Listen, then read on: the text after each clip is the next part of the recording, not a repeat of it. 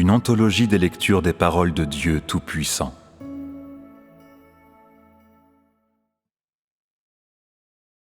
Dans ta foi en Dieu, tu devrais obéir à Dieu.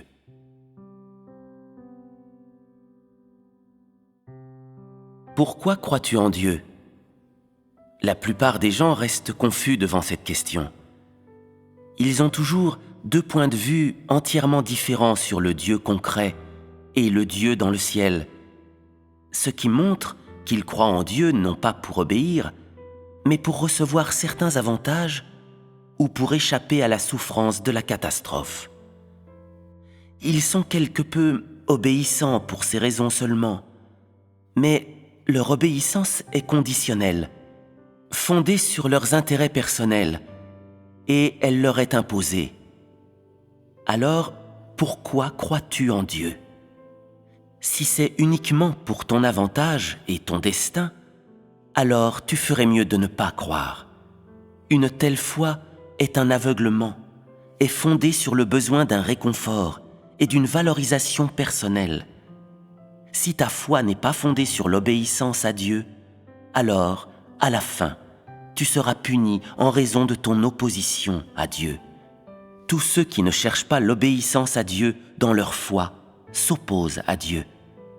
Dieu demande que les gens cherchent la vérité, qu'ils aient soif de la parole de Dieu, qu'ils mangent et boivent les paroles de Dieu et les mettent en pratique afin qu'ils deviennent obéissants à Dieu.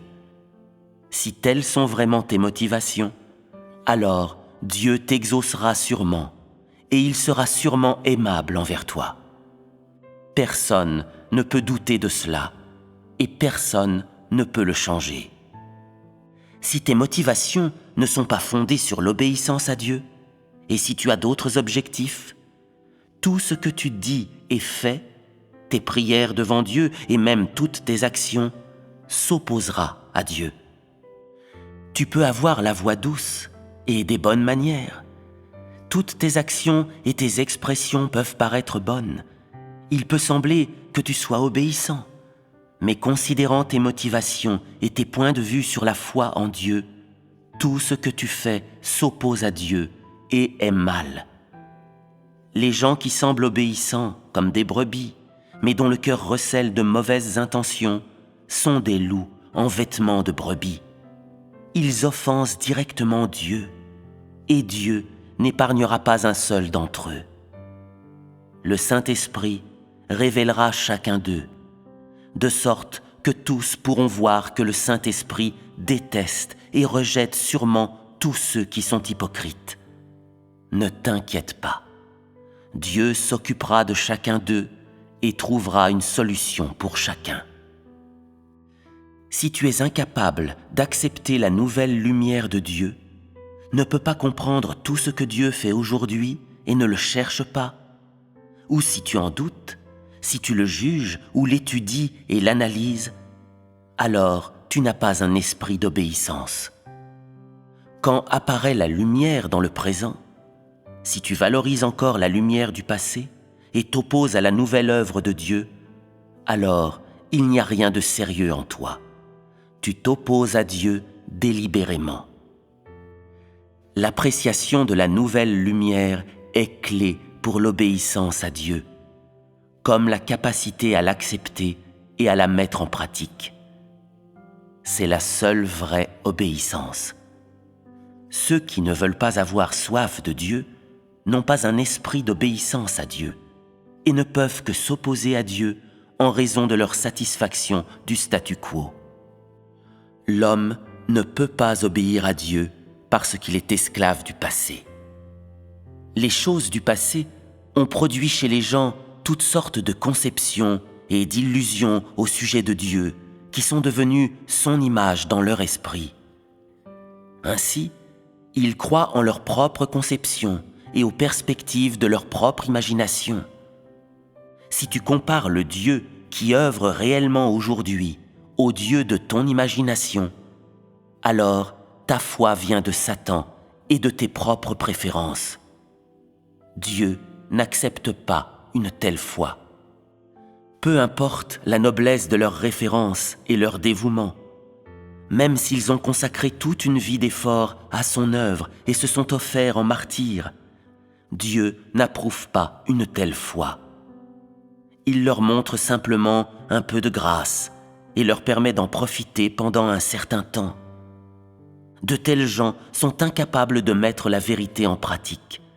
Le Saint-Esprit ne travaille pas en eux et Dieu les éliminera tous, chacun à son tour.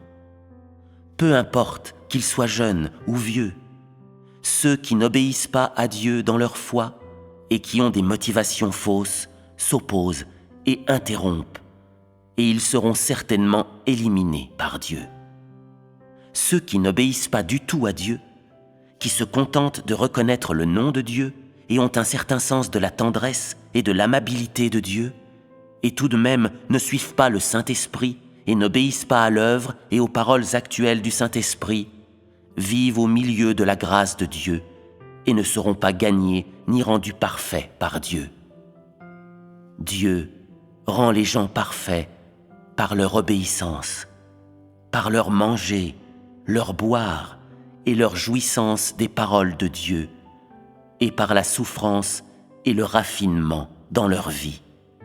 Le tempérament des gens ne peut changer que par une telle foi, et ainsi seulement peuvent-ils posséder une vraie connaissance de Dieu.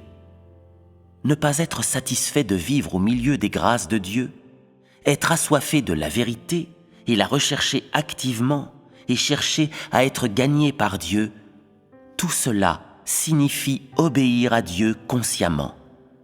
C'est précisément le genre de foi que Dieu veut. Les gens qui ne font que profiter des grâces de Dieu ne peuvent pas être rendus parfaits ou changés, et leur obéissance, leur piété, leur amour et leur patience sont superficiels.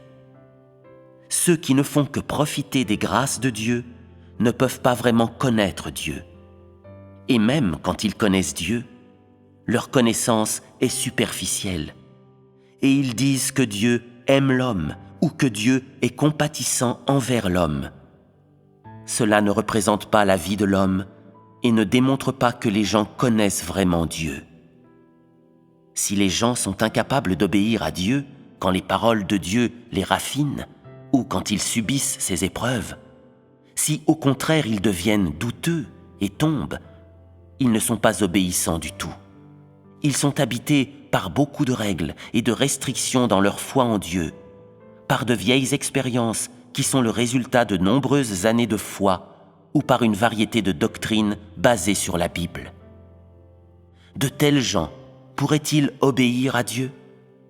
Ces gens sont remplis de choses humaines. Comment pourraient-ils obéir à Dieu? Tous obéissent en fonction de leurs préférences personnelles. Dieu pourrait-il vouloir une telle obéissance? Cela n'est pas obéir à Dieu. C'est respecter la doctrine. C'est se satisfaire de soi et se consoler soi-même. Si tu dis que c'est l'obéissance à Dieu, ne blasphèmes-tu pas contre lui? Tu es un pharaon d'Égypte, tu commets le mal et tu t'opposes expressément à Dieu. Dieu voudrait-il un tel service? Tu ferais mieux de te dépêcher de te repentir et d'avoir un peu de conscience de soi. Sinon, tu ferais mieux de rentrer chez toi. Cela te ferait plus de bien que ton service à Dieu. Tu n'interromprais pas et ne dérangerais pas. Tu serais à ta place et tu vivrais bien. Ne serait-ce pas mieux? De cette façon, tu éviterais de t'opposer à Dieu et d'être puni.